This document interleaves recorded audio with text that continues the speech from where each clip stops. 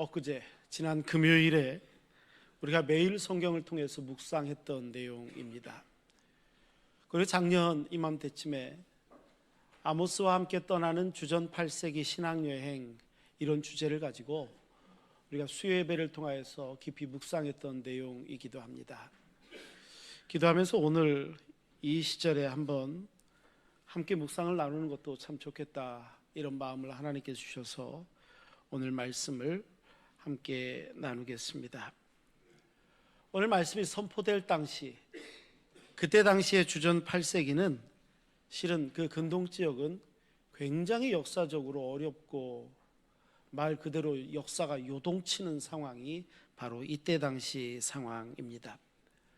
팔레스타인을 중심으로 해서 여러 가지 신흥 강대국이 서로 알력 가운데 있었고, 국가의 존망이 어떻게 될지 암치 앞도 알 수 없을 바로 그럴 때 하나님의 음성을 아모스 선지자가 듣게 되고, 그 아모스 선지자의 말씀이 아모스서에 기록되어지고 있습니다. 오늘 본문에는 특별히 두 사람의 아주 중요한 인물이 등장하고 있지요. 한 사람은 당시 베델이라는 곳에 대제사장으로 있었던 베델의 대제사장 아마샤라는 사람이고, 하나는 아모스 선지자입니다. 베델의 제사장 아마샤, 이 아마샤는 아모스와 비교해 보면 정말 대단한 이력의 소유자라고 우리가 볼 수 있습니다. 베델이라는 곳은 당시 북이스라엘의 가장 큰 성소가 있던 곳입니다. 이스라엘은 여로보암이 왕위에 있을 때에 남쪽의 유다와 분단되어져서 북쪽의 이스라엘이라는 나라가 자리 잡게 됩니다. 이렇게 남북으로 분단이 된 상황에서 북쪽의 왕이었던 여로보암은 안식일이 되거나 아니면 큰 절기가 되면 북쪽에 있는 이스라엘 백성들이 남쪽에 있었던 예루살렘 성전을 향하여 나아가는 것을 그냥 볼 수가 없습니다. 그래서 북쪽에 큰 도시 중에 하나였던 베델 그리고 단, 이 두 곳에다가 큰 성소를 만들었고, 그곳에서 하나님께 예배하라, 이렇게 명령하게 됩니다. 아마샤는 누구였냐면 바로 그 베델의 대제사장이었습니다. 그러니 이것만 봐도 그가 어떤 위치에 있었는지 우리는 잘 알 수 있습니다. 이 자리는 매우 주목받는 자리입니다. 뿐만 아니라 이 자리는 많은 권력이 집중된 자리입니다. 아마샤가 제사를 집례하면 수많은 사람들, 북이스라엘에 있었던 많은 사람들이 아마샤가 집례하는 제사를 지켜보았을 것입니다. 그리고 아마 모르기는 몰라도 그런 위치에 있었기 때문에 그에 상응한 예우를 받았던 인물이 아마샤일 것입니다. 권력의 핵심이었던 왕과도 매우 가까웠을 것이고, 북이스라엘을 대표하는 대표적인 기득권 세력이었을 뿐만 아니라 그 기득권 세력을 대변하는 인물이기도 했을 것입니다. 한마디로 요즘이야말로 이야기하면 굉장히 잘 나가는 사람입니다. 한마디로 그 시절에 성공한 사람 중에 하나가 아마샤입니다. 지금도 만약에 이 정도 인물, 그가 가진 사회적 지위, 이런 것들을 바라본다면 얼마나 많은 사람들이 부러워할까요? 교계가 되었든 정치, 경제, 사회, 문화, 예술, 어느 분야라도 이런 인물이 있으면, 이런 위치까지 오르는 사람이 있으면 다 선망할 것 같습니다. 자녀들에게 자식 교육을 시켜도 너도 이런 사람이 돼야 된다, 아마 이렇게 가르치면서 자녀들을 양육할 수 있지 않을까요? 아마샤는 바로 그런 입지전적인 인물로 그곳에 도달해 있는 사람입니다. 하지만 반면에 아모스라는 사람은 출신부터 시작해서 모든 것이 다 변변치가 않습니다. 말 그대로입니다. 이름도 없고 가난하고 저 남쪽에서 북쪽으로 언제 흘러들어온 사람이야, 이렇게 말해도 이상하지 않을 정도의 그저 이름 없는, 요즘 우리식 표현으로 하면 딱 루저입니다. 실패자, 패배자, 누구의 주목도 받지 못하는 사람, 이 사람이 아모스일 것 같습니다. 그리고 그는 선지자였습니다. 이렇게 바라보는 게 일반적일 것 같은데 성경의 시각은 조금 다릅니다. 하나님께서 선택하신 사람은 소위 엘리트 중에 엘리트라고 이야기할 수 있는 아마샤 제사장이 아니라 그저 그런 시골뜨기 선지자 아모스 선지자였기 때문입니다. 아마샤는 하나님의 뜻도 모르는 그런 제사장, 이렇게 규정되었는가 하면 결국 그 아마샤는 하나님의 심판의 대상이 되어지는 그런 인물로 기록되어지고 있습니다. 하지만 선지자 아모스는 성공한 거 바로 이런 사람으로 기록되어지죠. 옛날의 기준이 엄청나게 달라서 그랬을까요? 아닙니다. 옛날에도 이 사람이 성공, 이 사람이 실패, 이렇게 결정하는 것은 쉽지 않았을 것 같습니다.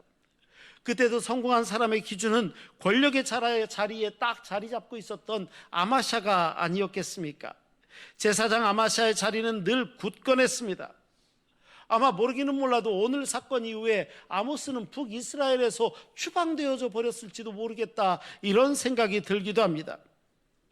그러곤 만약에 그렇게 되었다면 아모스의 이름을 누가 기억이나 했겠습니까?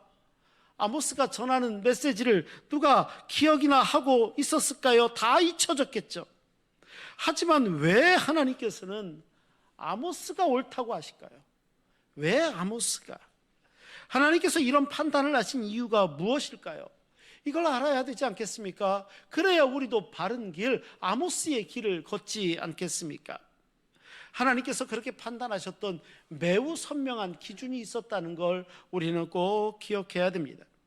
인간의 생사, 화, 복을 주관하시는 하나님, 이 하나님께서 복을 주시는 대상은 자신의 방식과 하나님의 뜻을 따라 살아가는 사람, 바로 그 사람에게 복을 주십니다. 아모스는 그러한 하나님의 뜻을 따랐습니다. 하나님의 길을 걸어갔습니다. 그래서 승리하게 됩니다. 마찬가지입니다. 오늘 우리도 아모스에게 제시하시고 아모스가 걸어갔던 그 길을 걸을 때 하나님의 복이 임하고 하나님의 능력의 종이 되지 않겠습니까? 오늘 본문이 시작되어지는 10절 바로 이전, 오늘 본문이 살짝은 어색한 감이 있다는 것을 아모스 성경을 좀 읽어보신 분들은 아실 겁니다. 왜냐하면 아모스 오늘 본문 이전까지부터 또 본문 이후에도 아모스에게 보여주셨던 하나님의 환상이 있는데, 이 환상을 첫 번째 환상, 두 번째 환상, 세 번째 환상까지 이야기하더니 갑자기 등장한 게 오늘 본문입니다. 그리고 이 본문이 끝나고 나면 또 환상 이야기가 진행되어집니다. 그런데 오늘 본문의 바로 직전의 환상이 무엇이냐? 바로 다림줄 환상이라는 것입니다. 이 다림줄은 건축할 때 쓰는 겁니다. 건축할 때 이 벽이 반드시 올라가는지 안 올라가는지 이렇게 쭉 줄을 내려봐서 벽을 세우거나 할 때 반드시 올릴 때 사용하는 게 이 다림줄 환상입니다. 다림줄입니다. 그런데 무슨 말씀이냐면 이 하나님의 다림줄을 가만히 되보니까 아마샤는, 제사장 아마샤는 높이 쌓았을지 모르지만, 높이 올라갔을지 모르지만 반듯하지 않고 기울어졌기에 언제고 무너질 것이다, 이렇게 말씀하는 겁니다. 높이 올라가면 높이 올라갔기 때문에 무너짐도 더 심하게 크게 무너질 것을 말씀하고 있습니다. 하지만 아모스는 다릅니다. 높아 보이지 않더라도 제대로 하나하나 올라가고 있기 때문에 결국 높게 쌓일 수 있었습니다. 왜 그랬을까요? 그 기준이 하나님의 다림줄이었기 때문입니다. 하나님의 다림줄을 기준으로 쌓았기 때문입니다. 그러면 왜 아마샤는 실패자였을까요? 사람들의 시선과 다르게 왜 그럴 수밖에 없었을까요? 오늘 성경에서 몇 가지 이유를 한번 찾아보면 좋을 것 같습니다. 첫 번째, 아마샤는요, 하나님께 기도하지를 않습니다. 이게 참 그렇습니다. 10절 말씀은 이렇게 시작하고 있습니다. 때에 베델의 제사장 아마샤가 이스라엘 왕 여로보암에게 보내어 이르되, 어떤 문제가 발생하니까 아마샤가 가장 먼저 보인 반응은 다른 게 아니라 하나님 앞에 기도하는 것보다, 신앙적인 방법을 찾는 것보다 먼저 이스라엘 왕이었던 여로보암 2세에게 이 모든 상황을 보내고 연락하는 것이었습니다. 왕의 판단이 필요하다는 것입니다. 언뜻 생각하기에 이게 뭐가 잘못됐는데, 이런 생각이 혹시 드십니까? 그렇다면 아마샤의 직업이 뭔지를 한번 생각해 보십시오. 아마샤는 바로 베델의 제사장이었습니다. 만약에 그렇다면, 그가 제사장이었다면 어떤 문제 앞에서 가장 먼저 해야 될 것은 하나님 앞에 무릎을 꿇는 것이고 기도하는 것이고, 하나님께 묻고 들려주시는 말씀을 따라 모든 일들을 행해야 되는 게 너무 당연한 거 아닙니까? 그래야만 하는 것이었습니다. 그런데 그러지를 않습니다. 아모스가 이후에 활동이 정지될 수밖에 없었는데, 이 모든 것도 어쩌면 이때 그가 했던 행동에 따른 왕의 명령 때문에 아모스가 행동이 저지되고 이스라엘에서 추방당한 게 아니었을까요? 그러니까 생각해 보면 제사장 아마샤는요, 사람에게는 굉장히 빨랐습니다. 하지만 하나님께는 한없이 늦었던 사람입니다. 하나님에게는 늦고 사람에게는 빠르고, 이 원칙은요, 신앙인인 우리에게도 매우 중요한 시사점이 있습니다. 믿음의 방법, 기도의 방법, 신앙의 방법을 잊어서는 안 됩니다. 내가 기도합니까? 이 기도한다는 것은 다른 말로 이야기하면 내가 주의 뜻을 묻고 있다라는 뜻이고, 내 삶에서 하나님의 자리가 있음을 인정한다는 것이 기도하는 것이고 하나님 앞에 예배하는 것입니다. 바로 그것입니다. 기도한다는 것은 내 자신을 하나님 앞에 바로 세워나가는 과정이고, 그런 행동이고, 기도하는 그 순간은 내 욕망이 무엇인지 하나님 앞에 내려놓는 순간이고, 그렇게 내 자신의 본질을 바로 바라볼 수 있는 자리이기도 합니다. 내가 얼마나 연약한지 그때 하나님 앞에 아뢰는 시간이고, 하나님의 도우심을 간구하는 자리입니다. 물론 때로는 우리가 기도한다 하면서도 본의 아니게 실패의 자리에 여전히 서 있는 것처럼 여겨지는 순간도 있을지 모르겠습니다. 하지만 기도하는 사람은 실패하더라도 하나님이 함께 하시기에 다시 언제고 일어설 수 있습니다.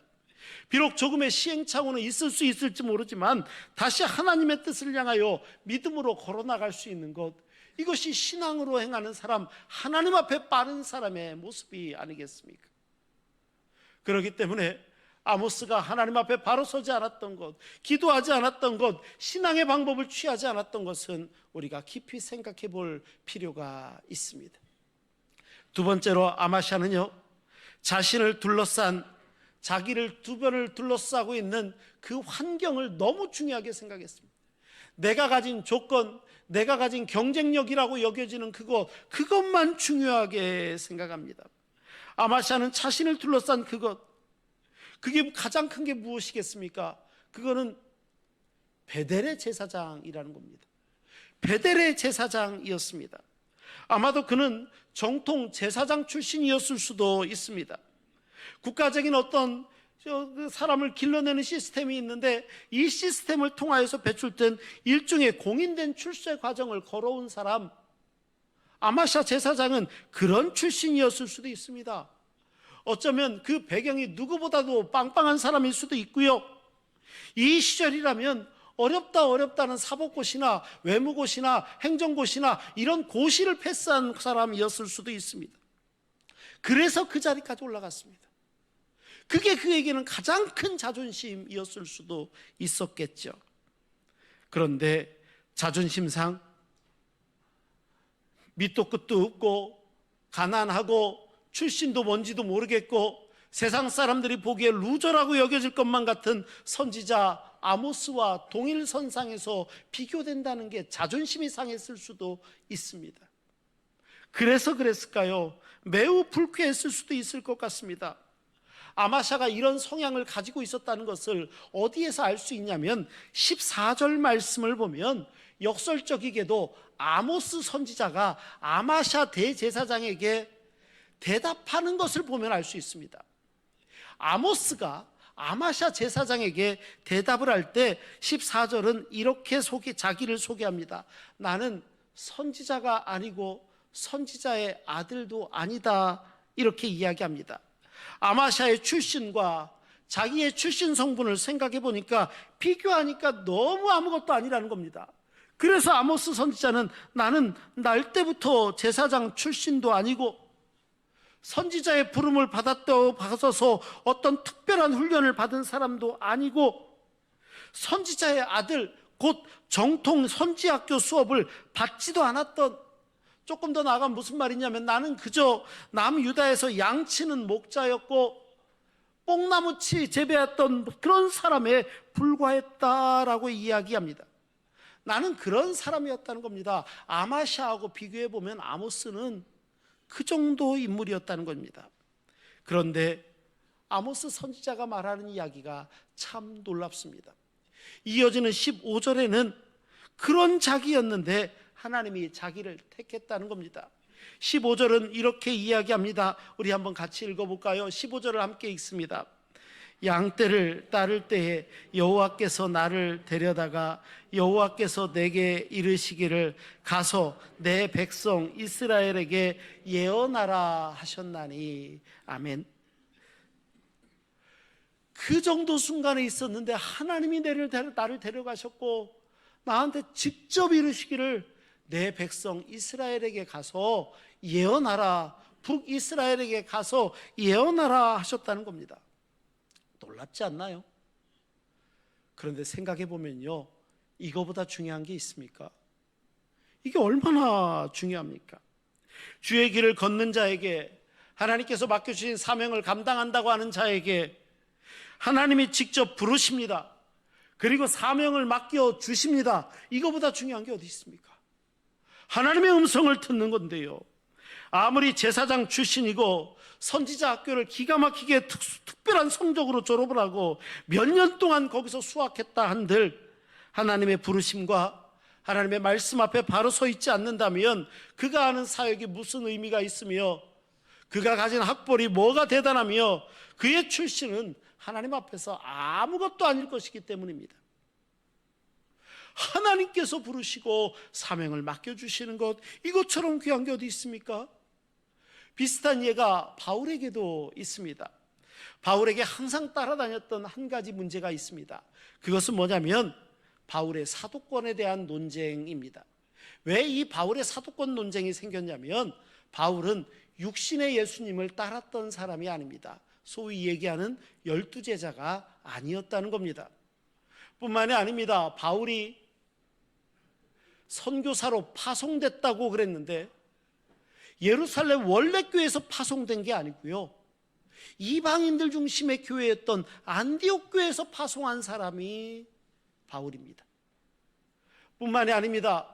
바울이 만났던 예수님은 육신의 예수님이 아니었고요, 다메섹을 위하여 가던 길 도중에 부활하신 예수님을 만나 그가 사도가 되었습니다.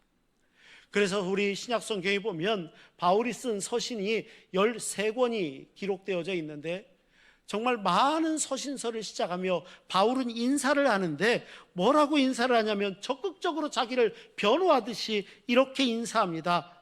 하나님의 뜻을 따라 그리스도 예수의 사도로 부르심을 받은 나 바울은 너희에게 편지하노니, 이겁니다. 하나님이 나를 부르셨다, 하나님의 뜻에 따라 내가 사도가 되었다, 이렇게 변호하는 것입니다. 맞습니다. 정말 중요한 것은 겉으로 드러나는 무엇이 아니라 내 속사람이 하나님의 은혜 가운데 거하고 있는가, 이겁니다. 그런데 아마샤는요, 자기를 둘러싼 그것에 너무 집중합니다. 세 번째로 아마샤는 하나님을 기쁘게 하는 것보다 사람 기쁘게 하는데 훨씬 더 발이 빨랐던 사람입니다. 10절 마지막에 아마샤가 아모스 선지자를 고소고발하면서 왕에게 했던 말이 뭐냐면 그 모든 말, 여기서 그 모든 말은 아모스가 했던 모든 말입니다. 그 말을 이 땅이 견딜 수가 없습니다, 이렇게 얘기합니다.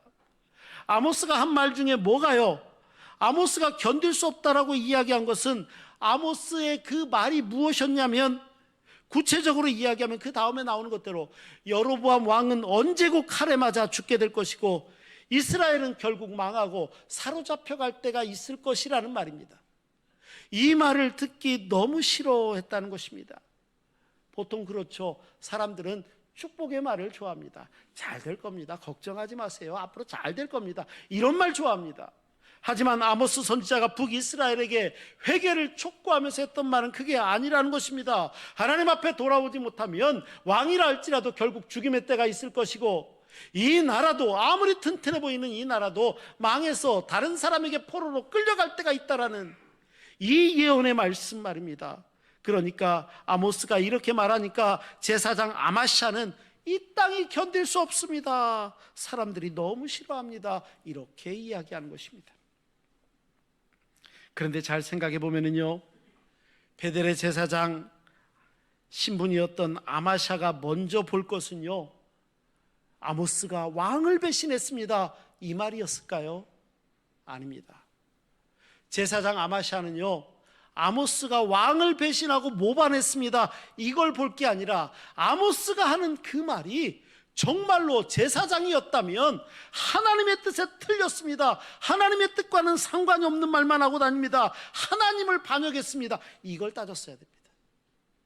왕을 배신한 게 아니라 하나님을 배신한 겁니다. 이 말을 했어야 되는 거 아니냐는 거죠. 원래 하나님께서 이스라엘 민족을 왜 선택하십니까? 하나님께서 왜 이스라엘 민족을 택하셔서 유대를 세우고 이스라엘을 구별하셨습니까? 그것은 그 나라를 통하여 하나님의 공법과 하나님의 정의가 하수같이 흘러가는 놀라운 나라를, 이런 복된 나라를 이루기 위해서 하나님께서는 그 민족을 선택하셨고 나라를 세우셨습니다. 그런데 정작 이스라엘은 어떻게 했습니까? 그 나라는 불의가 판치는 나라, 불법이 판치는 나라, 이런 것들만 가득한 나라, 하나님을 믿지 않는 다른 나라하고 별반 다를 게 없는 나라, 이런 나라 만들어버렸습니다. 이것이야말로 하나님을 배신한 거 아닙니까? 하나님을 배반한 거 아닙니까? 여기에 생각이 머물렀어야 되는 거 아닙니까? 하나님을 실망시킨 건 어쩌면 그들 아니었습니까? 하나님께서 말씀하시는 어떤 말씀이 어느 순간에 내게 내 마음을, 내 삶을 아프게 하는 순간이 있을 수도 있습니다. 하지만 미래에 우리에게 축복을 주시는 말씀이기에 우리는 하나님의 말씀을 따라 살아야 되지 않을까요? 갈라디아서 1장 10절은 이렇게 말씀합니다. 바울이 이야기합니다. 이제 내가 사람에게 좋게 하랴, 하나님에게 좋게 하랴. 내가 사람에게 기쁨을 구할까? 내가 지금까지 사람들의 기쁨을 구했으면 난 그리스도의 종이 아니다. 바울은 이 사실을 분명히 이야기합니다. 맞습니다. 우리가 하나님의 사람이라면 하나님을 기쁘시게 하는 사람이어야 됩니다. 혹시 우리는 그냥 세상 풍조에 흔들려서 이렇다면 우, 저렇다면 우 이러면서 하나님을 배신하고 있지는 않은지 우리는 곰곰이 생각해 봐야 됩니다. 네 번째, 아마샤의 실책은요, 주의 종의 사명이 얼마나 거룩하고 복된 사명입니까? 그런데 이 사명을 갖다가 기가 막힙니다. 자기 먹고 사는 수단으로 생각하고 있습니다. 이렇게 기가 막힙니까? 아마샤가 그 사역을 어떻게 했는지 그의 마음을 알 수 있는 구절이 12절의 구절인데, 이 아마샤가요, 아모스를 막 꾸짖으면서 하는 말에 그의 마음이 담겨져 있습니다. 이 말에는 그 사람의 생각이 담겨져 있거든요. 12절에 은연중에 나타난 아마샤의 마음, 우리 한번 읽어보겠습니다. 12절 함께 읽습니다.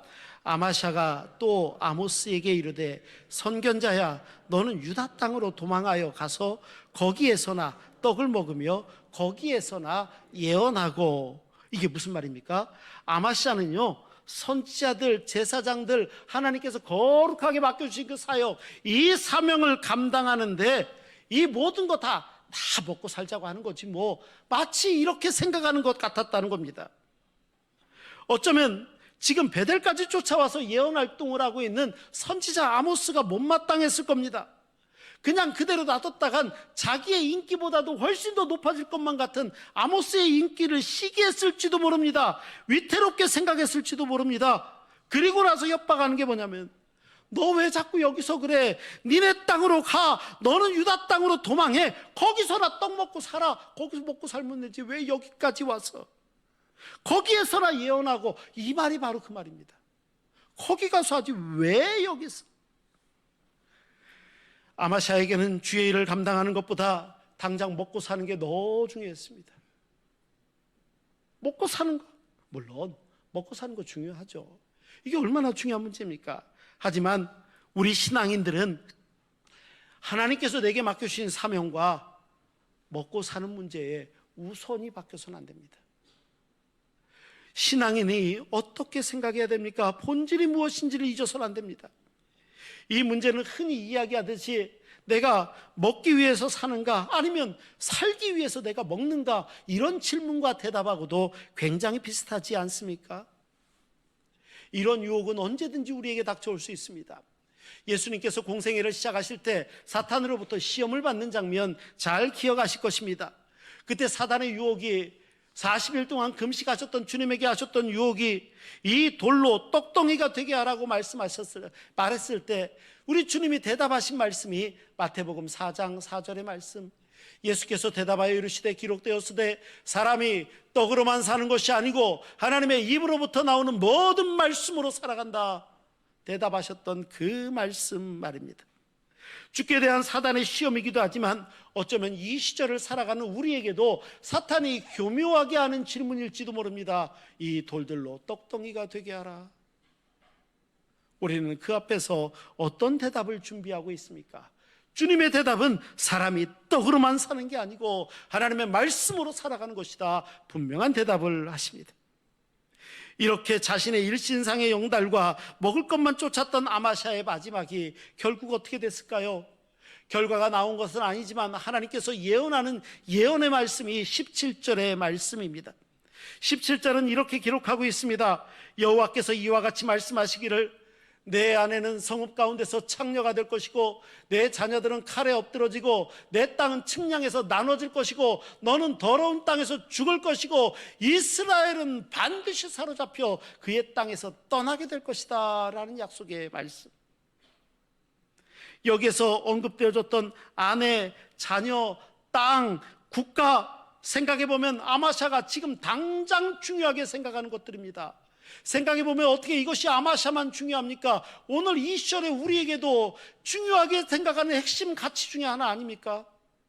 이 가치 말입니다. 우리들도 별반 다르지 않죠.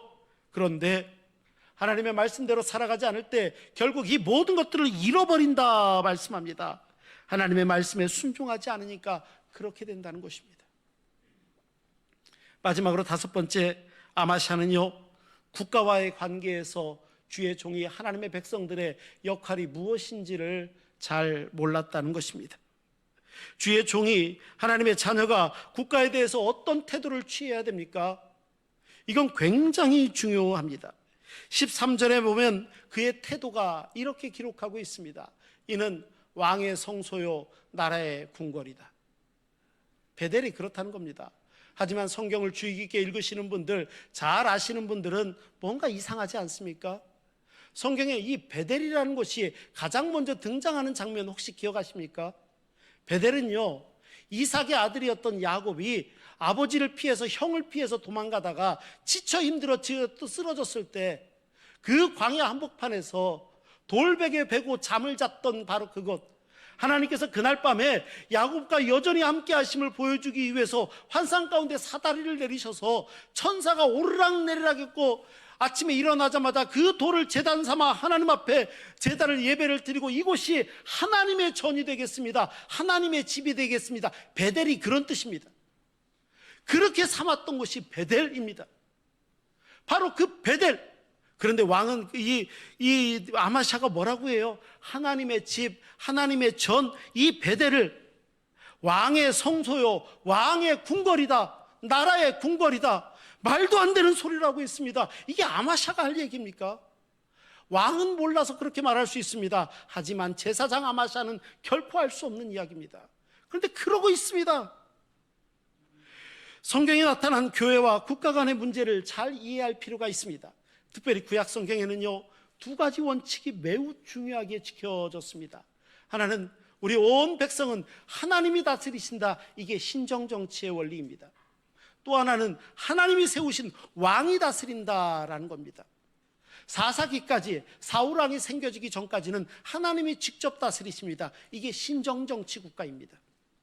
하지만 하나님께서 세우신 왕의 통치가 이루어지는 시기가 있는데 왕정정치 시대다 이렇게 이야기합니다. 그래서 구약성경에 보면은 이 두 가지 축이 있는데 제사장과 선지자들의 한 축이 있는가 하면 왕이 통치하는 이 축이 있습니다.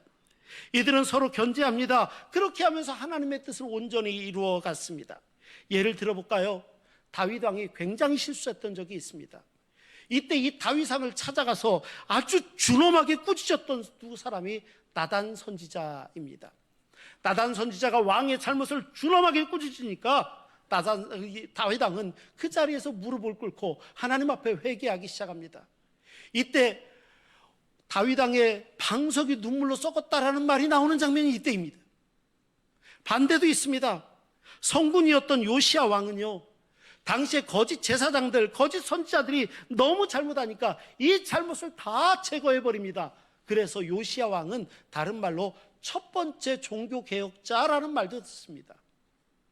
이렇듯 서로가 교회와 국가는 세상의 종말이 오기까지, 주님이 이 땅에 오시기까지 하나님께서 허락하셨던 매우 중요한 두 가지 기관입니다.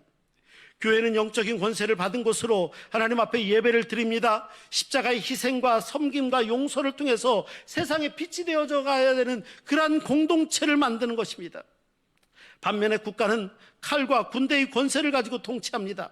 국가는 악을 막아섭니다. 선을 권장합니다. 이런 일을 감당할 수 있도록 국가의 모든 권위를 세웠습니다. 각자의 본질에 충실해야 합니다.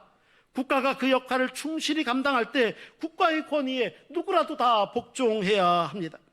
하지만 국가가 하나님의 뜻을 위배하고 불의하고 악의 길을 걸어간다면 당연히 그 모든 것들에 대해서 자기의 이야기를 할 수 있고 비판자의 위치에 설 수 있는 것도 사실입니다. 아모스서에도 그 이야기가 등장을 합니다. 아모스서 오늘 묵상한 말씀은 아니지만 아모스서에서 아주 첨예하게 대립되는 왕과 선지자의 이게 부딪히는 공간이 있었다면 그것은 가난한 자에 대한 것입니다. 왕들은, 정치하는 사람들은 이 가난한 자들 여전히 착취의 대상이고 어떻게 해서든지 그들을 착취하려는 대상으로 봤다면, 선지자는 그들도 하나님의 형상을 닮은 하나님의 자녀임을 보았습니다. 이 두 가지가 계속 부딪히는 게 실은 아모스서의 스토리 중에 굉장히 중요한 스토리입니다. 이게 부딪히더라는 거죠. 가난한 자에 관한 문제가 얼마나 민감했는지 모릅니다. 국가와 교회가 이런 건설적인 긴장관계를 유지할 때 모두가 다 잘 될 수 있습니다. 하지만 지금 아마샤는요, 그는 베델의 제사장이었어도 그런지 몰라도 왕과 이스라엘과 완전히 국가와 일체화된 것이 문제입니다. 그 결과 비판자의 기능을 하지 못합니다. 이스라엘 국가가 하나님의 뜻을 떠나 불의의 길을 걸어가도록 내버려 둡니다. 결국 그래서 북이스라엘이 멸망하지 않습니까? 그렇게 멸망해버리고 말았습니다. 그리고 나서 생각해 보니까 어쩌면 아마샤만 바로 했어도 북이스라엘은 멸망하지 않았을 수도 있겠다, 이런 안타까운 마음도 듭니다. 아마샤는 그렇게 하나님의 말씀을 변질합니다. 반면에 아모스는 달랐습니다. 온전하게 하나님의 말씀을 선포합니다. 결국 아마샤는 바람에 나는 겨처럼 어느 순간에 사라져버리는 그런 존재가 되고 말았습니다. 하지만 아모스는 살아서 그의 메시지는 하나님의 정의와 공의가 강같이 하수같이 흘러가는 그러한 하나님의 정의에 대해서 말씀하고 있습니다. 우리가 하나님의 말씀을 따라 산다는 것은 우리가 하나님이 인정하시는 승리자가 될 수 있는 길이 그 안에 있음을 알게 됩니다. 아모스가 걷는 길이 있었고 아마샤가 걷는 길이 있었습니다. 오늘 우리는 그 길이 너무 달라져감을 보며 하나님의 다림줄 앞에서 우리의 믿음의 모습을 살펴봐야 되지 않겠습니까? 나 자신을 하나님의 다림줄에 비추어 봐야 됩니다. 그리고 이 어려운 시절에 바른 믿음의 세대로 푸르고 푸른 그리스도의 계절이 오기 위하여 우리 신앙의 자세와 모습을 바로 해야 될 것입니다. 이러한 믿음으로 아모스의 길을 걸어가시는 주의 자녀들, 오늘 예배하는 우리 신흥의 성도들 한 분 한 분 다 되시기를 주의 이름으로 축원합니다. 기도하시겠습니다. 걸어가시고 자비로우신 아버지 하나님, 아모스가 걷던 길이 있고 아마샤가 그릇 걸었던 길이 있습니다. 우리가 하나님의 뜻에 합당한, 하나님의 다림줄에 합당한 그런 기준으로 바른 역사적인 믿음의 길을 걸어갈 수 있도록 주님 인도하여 주옵소서. 예수 그리스도의 이름으로 기도하옵나이다. 아멘.